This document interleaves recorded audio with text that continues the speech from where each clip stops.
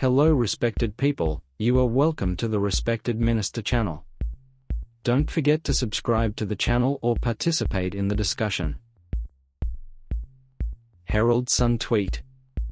Support for immigration is collapsing in the face of the housing crisis, with almost half the country now saying they would be more likely to vote for a party committed to reducing the annual migrant intake.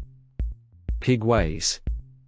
Polling has showed the unpopularity of Big Australia for 2 decades. Yet none of the major parties has done anything to bring it in line with voters. Ask yourself why?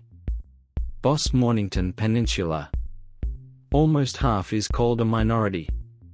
Also, we are in a massive skills shortage. Unless we increase the birth rate, we will never fill the jobs needed. Jobst Schmalenbach. This is what happens when you privatize education instead of having it free for everyone to access. You end up with a skill shortage because no one is able to afford education. And who is the guilty party? That's right, #LNP. 9 of the top 10 GDP have free education. Long Dong John. If the Liberals backed big immigration cuts and start campaigning on it now, they could force Albanese to make comparable cuts, or make him the first one-term PM in 90 years. And yet, they won't touch it. A massive failure on Peter Dutton's part. Will. How about limiting it to westernized countries with people who value life, contribute, and don't cause harm or extra cost through welfare and emergency services? Fishy fish. No one ever voted for immigration, yet the government managed to push it onto us so they could fill their pockets. We don't reap any benefits as taxpayers to have these people come in.